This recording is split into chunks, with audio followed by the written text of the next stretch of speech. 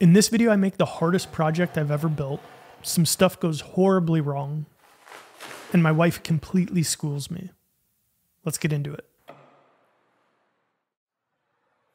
If you want to get better at woodworking, here are a couple tips that'll really speed things up for you. The first is going to sound really obvious, but pick projects that excite you. For example, a lot of people's first project is a cutting board, which is fine. But if you're not excited about making a cutting board, skip it. And two, pick projects that are just beyond whatever you think your current skill level is. In other words, try new things. In fact, I think that second tip is so good that I'm putting my money where my mouth is. Or I guess Rockler's money where my mouth is. By issuing the Rockler Try That Challenge. I'm going to get into all the details later in the video, but just know this is my official entry.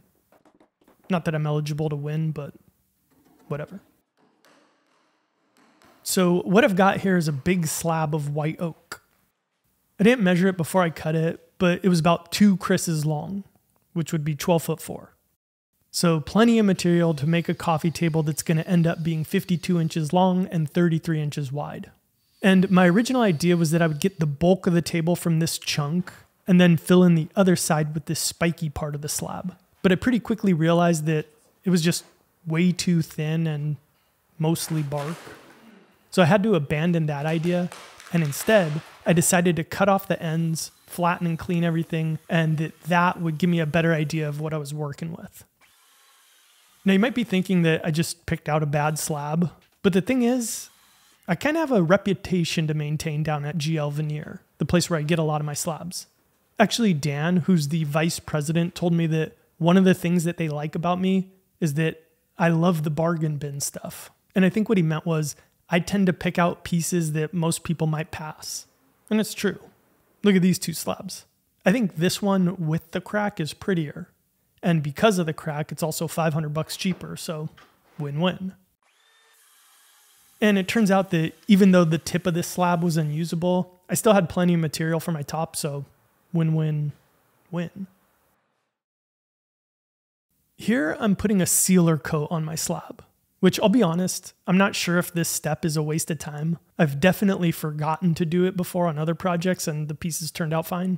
Though I can say with 100% certainty that this particular time, it was completely unnecessary.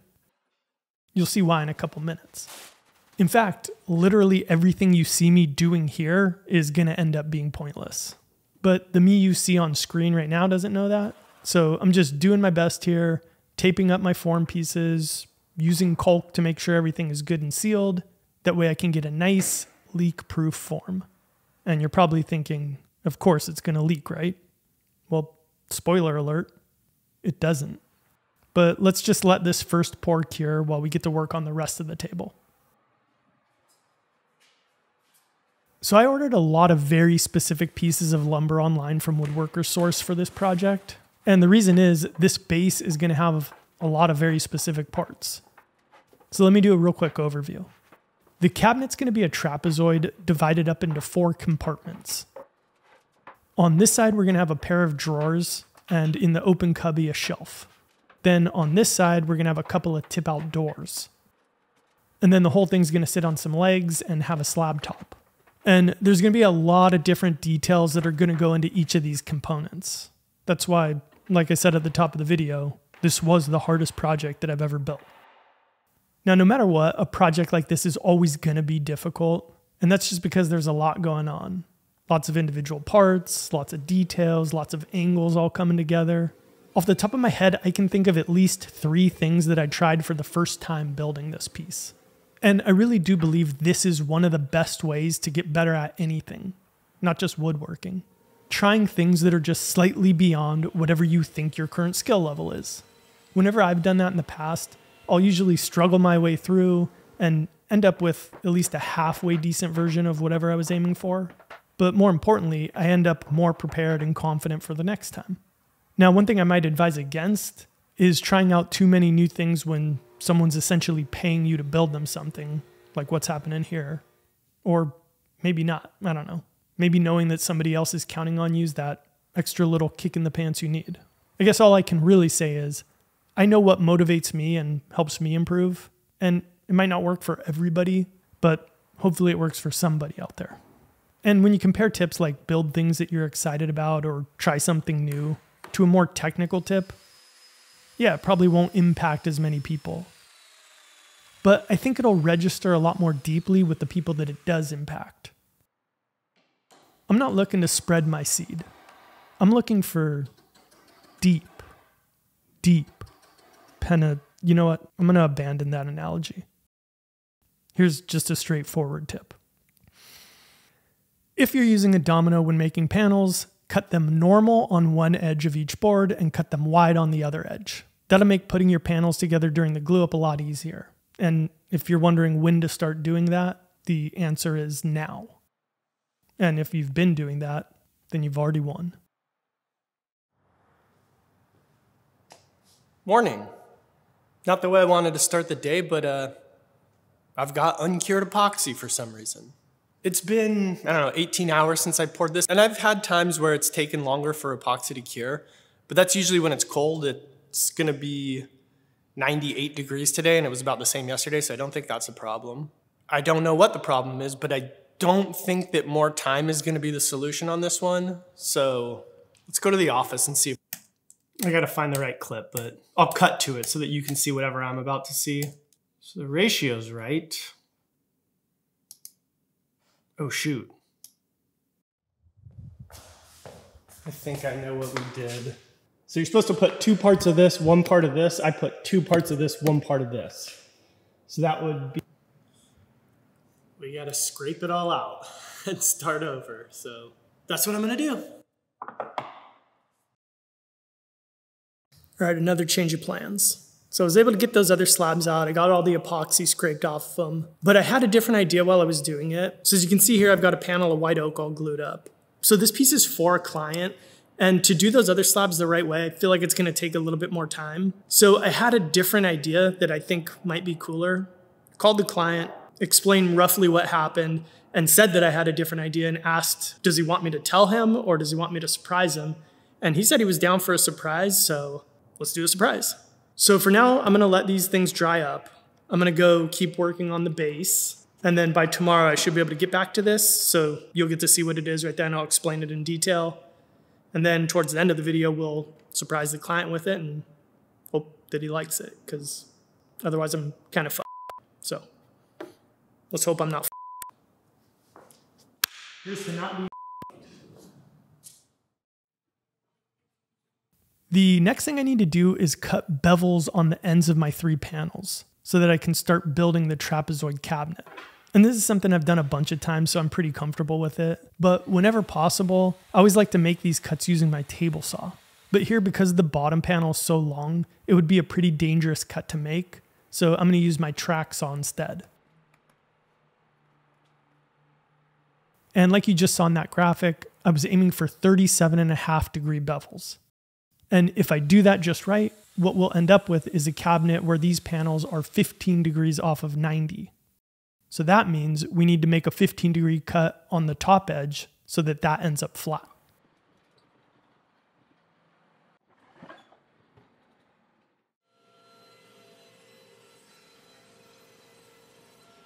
So with all that looking good, next we're gonna rip these 3 pieces to a consistent final width, which was 31 inches. And then from there, the obvious next step would be to go ahead and glue it up into a trapezoid. But don't do that, because the unobvious next step is to cut in some joinery, which would be way harder to do after everything's glued together. Namely, I need to cut in a dado here for a center panel, and then a couple of grooves for 2 back partition pieces. Let me start by saying, I think that 99.9% of you watching this right now are really great, down-to-earth, decent people. And nice commenters too. But every once in a while I'll get a comment that leaves me scratching my head. Most recent was this one. It says, enough of epoxy-filled pieces and tables. Can't you just make chairs or something a little more complex? But more importantly, I like this guy's accusation that if something has epoxy in it, that makes it inherently simple. And it's also kind of a funny reminder that even something as harmless as a slab epoxy table can be polarizing today. I guess on one side of the aisle, you've got people who hate them, and they think that anybody who makes them is an uncreative hack. They'd argue you're just dumping epoxy on wood, screwing on some metal legs, and acting like you've made a work of art. And I kind of get where they're coming from. I mean, I've seen a lot of pretty ugly tables with zero thought given to the layout of the pieces or the design of the base. But just because those exist doesn't mean that all epoxy tables suck. Then on the opposite side of the spectrum, I think sometimes epoxy slab tables often appeal to a more general audience because they appear to be simple. And ironically, it's for that same reason. Dump epoxy on a slab, slap on some hairpin legs, you got a piece of art. When in reality, making them is significantly less DIY than making a panel table. Trust me, I mean, you've already seen me attempt both in this video, and one of them went a lot better than the other. Anyway, I'm not exactly sure where I was going to go with all this, but I guess let's all just try to remember that regardless of your stance on epoxy tables, you and a person who thinks the opposite should really be friends. It's like two dudes who don't get along because one of them loves their 68 Mustang and the other loves their 68 Camaro. You guys realize that on a Venn diagram, you're basically the same spec. We've got all the important stuff cut into our cabinet, so now we can finally glue it together. And then we can head back over to the new top that we need to make, since that should be dry by now. So like I said a few minutes back, the client said he was up for a surprise.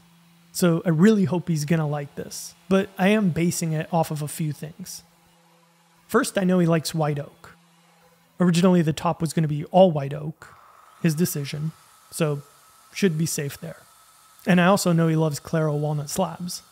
And that's because he bought a piece from me in the past that was a Claro walnut slab, and the next video I'm gonna make is gonna be a huge dining table using these two Claro walnut slabs.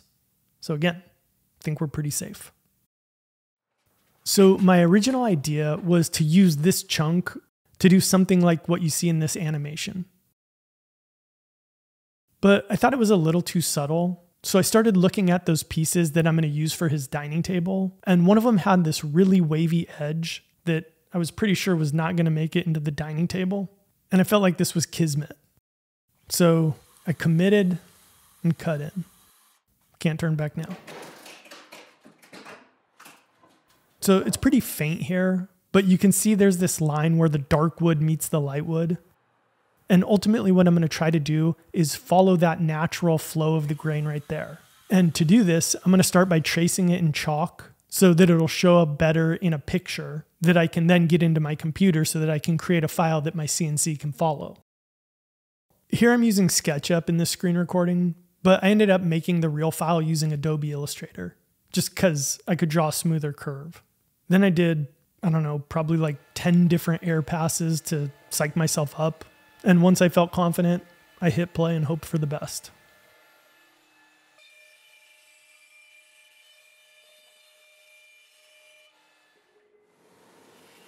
Quick sidebar, because this will probably only interest about 1,000th of 1% of you, which would mean that if hypothetically this video were to eventually get 500,000 views, I'd be using up 694 collective days of everyone's time just to deliver a 2-minute message to maybe 5 people who care.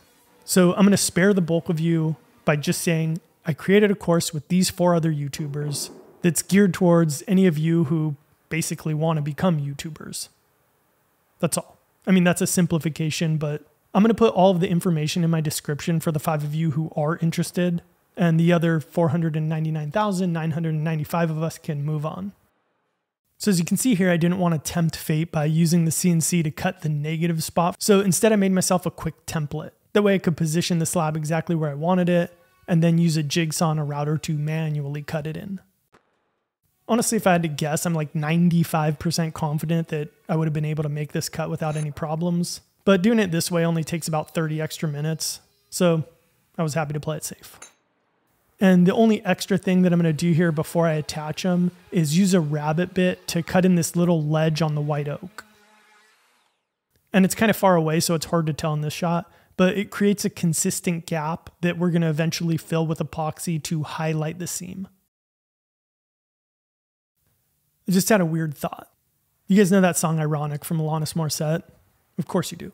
Well, you've probably heard about how, ironically, none of the things she's singing about are actually examples of irony. First, let me say to the people who like to point that kind of stuff out, enough, we get it. Just let it be a good song. But try this one on for size. So here I'm cutting this inside chamfer detail, and this serves two purposes. First, it looks nice, and second, you really don't want super crisp, sharp corners on anything, because they're fragile. Anyway, after getting that cut in and trimming the center panel, I could finally install it. And rather than hitting it with a mallet to position it, I'm using a block of wood which will protect the edge I'm banging on. In other words, I've got a chamfer that's partially meant to protect this edge, and a block of wood meant to protect this edge. But I somehow managed to use that block of wood to damage the chamfer. Isn't that ironic? Don't you think?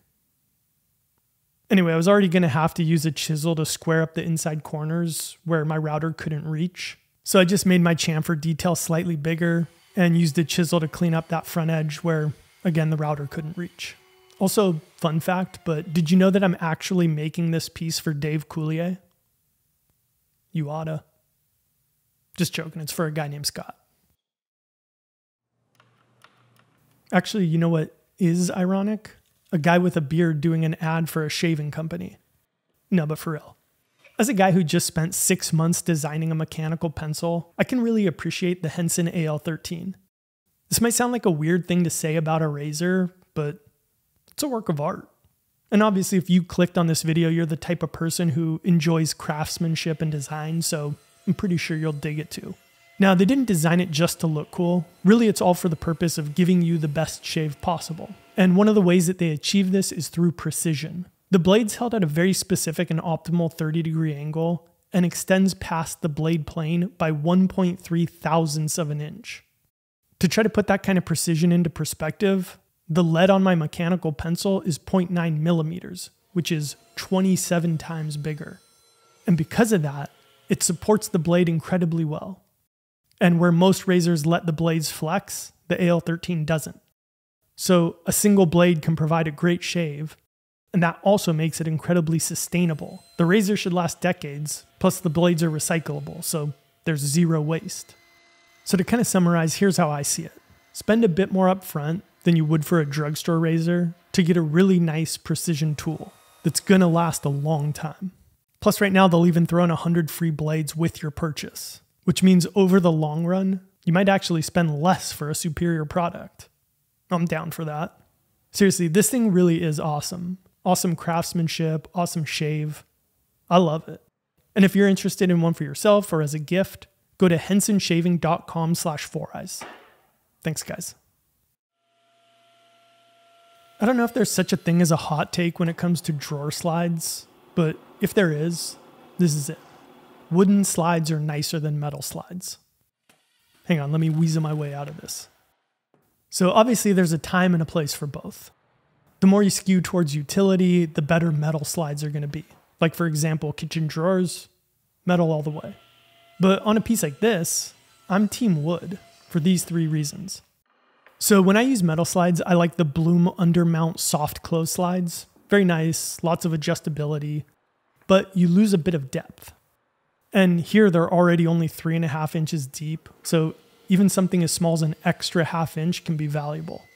Right, fellas? Also, there's always a little play with metal drawer slides. It's small, but there's moving parts, so they can just wiggle ever so slightly. Wooden drawer slides, though, they only go one way, in and out. And finally, as much as everybody loves a good soft close, the mechanism that allows for that makes them slightly less satisfying to open. They kind of fight you for the first couple inches. Not a problem on bigger drawers, but on little ones, kind of annoying. But with wooden slides, once you've got your faces on and everything's nicely waxed, you get a really satisfying wood-to-wood thunk. Now, one of the other downsides with wooden slides, especially in a trapezoid, is that you're going to spend like 2 hours doing this. But maybe that's just me. On the bright side, though, you will feel good about yourself when you do get it.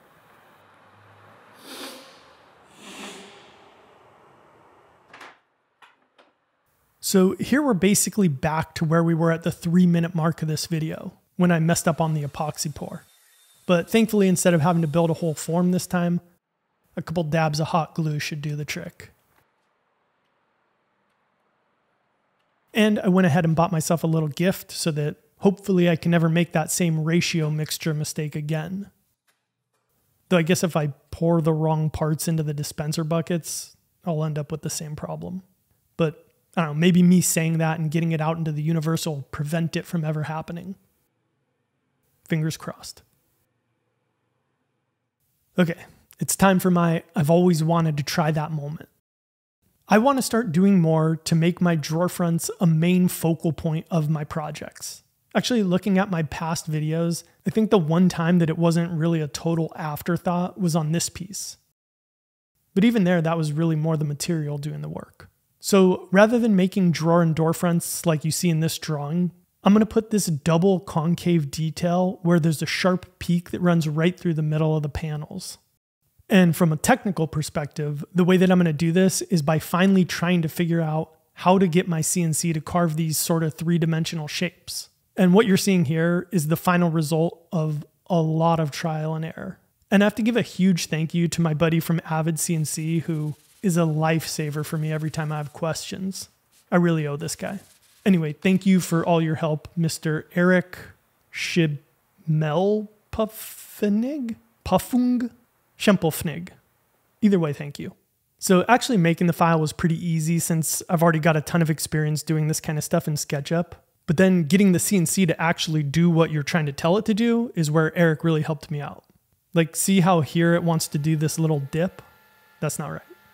This was better, but still not right. And after probably 5 hours of testing, going back and forth, I finally had it figured out and I could start the carve, which takes a long time. This shot is sped up 240 times, so 12 seconds here was roughly 48 minutes.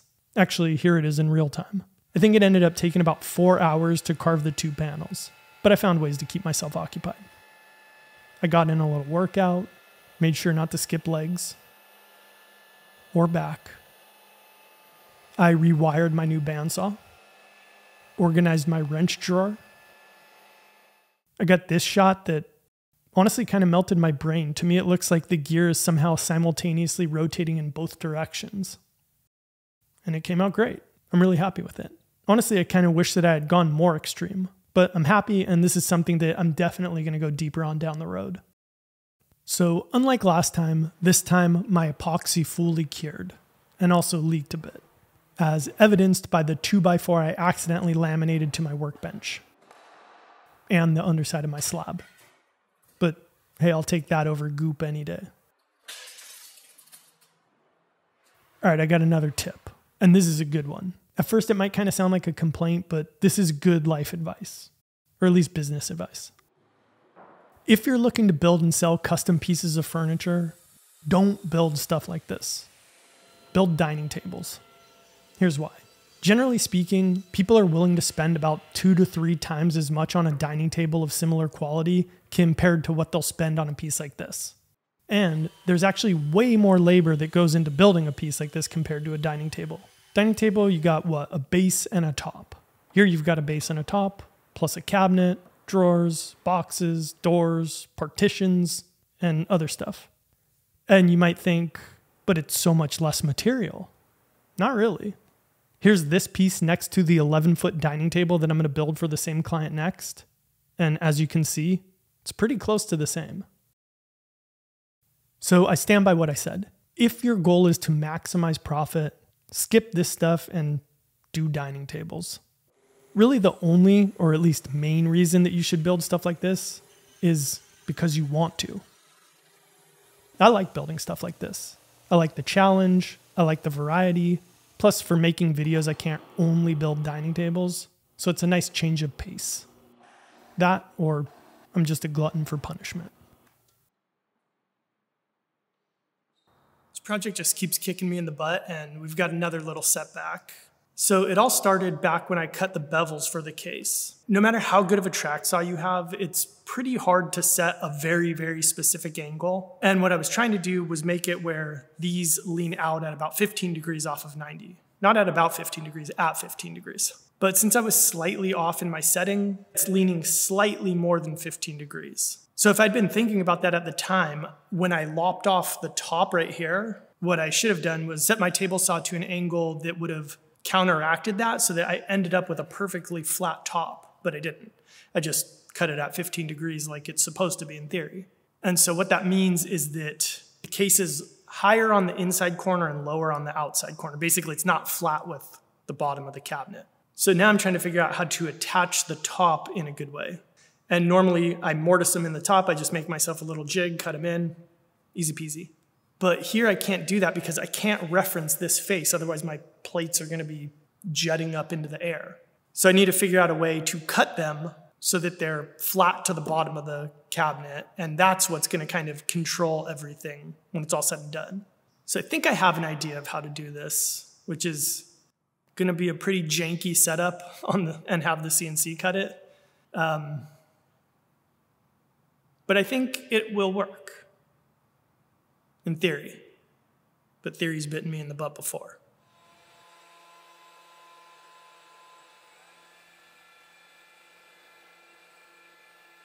So this actually ended up working really well, and it did solve the bulk of the problem.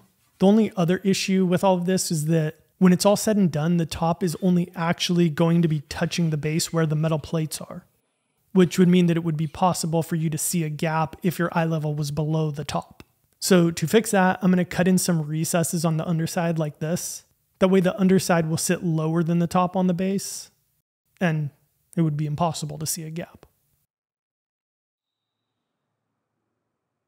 The next step is going to be attaching our drawer faces, which wasn't really hard, but for whatever reason, trying to explain it here, I was having a really tough time. And I think it's because the way that I did it, I just really overcomplicated things. But anyway, I kept going in circles trying to explain it. So I had an idea to try talking through what I did with my wife, Dolores. Hi. Thinking that maybe that would help me find some clarity in trying to explain it. So basically what I did was cut the angle on my panel to make it fit the opening. Then I split it right where that ridge is, which meant that every time I removed material from the bottom so that the ridge ends up in the middle of the opening, I'm essentially elongating the piece, which means that then I need to go make more cuts to shorten it again. Confusing, right?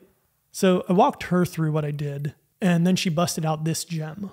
Why can't you just get this height centered first and then cut this side? So what she's saying is, don't cut your angle first. Just cut the piece so that your ridge is right where you want it. Then cut your angle, which would eliminate all the chasing my tail that I did. So this makes me feel better because at least now I know why I had trouble explaining it. It's just because the way that I did it was overly complicated. But it makes me feel bad because my wife, who has never built a piece of furniture in her entire life, understands woodworking better than I do, apparently. Oh well, at least I married somebody smarter than me. Final words? What if I am right? What do I get? Sandwich? So after a quick footlong, I was able to take what I had just learned to cut the tip out drawers to fit. For hardware, I'd actually looked around online quite a bit to try to find something that's specifically meant for this use, but I couldn't find anything that really looked quality. So I decided to just use standard Bloom inset door hardware, meant for regular doors. And the only downside I can think of to this is that it means there's something here on the bottom of the cabinet instead of here on the side. But I think that's a pretty small trade-off for hardware that I know is going to work well. Okay, let me tell you about this $4,000 that Rockler's given away. So you don't have to buy anything to enter. It's not a raffle or luck-based or anything like that. All you have to do is build something and share it using the hashtag #RocklerTryThatChallenge. You have until the end of the year to do it, and then a few days after that, Sean Boyd and I will pick the winners. First place is going to get a $2,500 gift card, second place gets a $1,000 gift card, and third place gets a $500 gift card. So if you've been watching my channel for a while, you might remember the past challenges that I've hosted with Rockler. And these are always a ton of fun. So many awesome projects have come in through the years. We started off in 2017 with the 2 2x4 challenge. Then there was the plywood challenge, the bent wood challenge, the desk challenge, and the hobby challenge. So when they reached out to see if I was up for hosting another one, I was definitely excited. I only had one request. Let's bump up the prize money. And they said, yeah. So I'm going to put all the details down in the description, but the theme is I've always wanted to try that, which basically means take something you've always been wanting to try, but putting off for whatever reason, and use this as an excuse to give it a go. That could be a technique or a piece or a material. As long as it's something that you've genuinely been wanting to try, it's fair game. So plenty of time for you to think of something and give it a shot, but it's never too early to start sharing. People love tracking the progress on IG. So use that hashtag with all your posts. And you don't need to make a YouTube video to be eligible to win, but if you're up for it, I do highly encourage it. I mean, we've had some awesome videos over the years that have gotten really big views, and I don't see why this one should be any different. So thank you so much for putting this together, Rockler, and thank you for asking me to host again. Can't wait to see your project start rolling in. All right, we're kind of glossing over the base here because honestly, it's a simplified and much less interesting version of the base that I'm going to build for the dining table in the next video. The one kind of unique thing that I will mention though is this. You see how I'm cutting the subassembly in half here? That's because it's just way easier to do that rather than cutting half laps. And these are going to be so hidden that nobody would ever see them. And really the only downside to that is that you have to get a little creative to clamp them up. So I never tell anybody to buy anything tool-wise, but I'm going to break that. Honestly, just get a pair of these wooden screw clamps from Rockler. I don't use mine a ton, but they always end up being a good little jig for doing stuff like this or holding small parts on a router table to help keep your fingers away from the bit. Plus they're pretty inexpensive as clamps go, and you only need like 2, so yeah. Anyway, then the other thing that I'm going to gloss over is making the back panel partition things. And that's because it's really just a less interesting version of making the drawer fronts. And in fact, I think with those 2 pieces glossed over, we've officially made everything, and now we can gloss over all of it. Actually, I'm going to be using more of a satin finish. So I'm using Rubio Monocoat everywhere on this project. And for as much as I like applying it to large flat surfaces like tabletops, I despise applying it to large unflat surfaces. And the setting sun in the background might give you a clue as to why that is. But the results are good, so I'll stick with them. Anyway, then a day later, I like to scuff up all of my surfaces with a maroon pad and put on a second coat.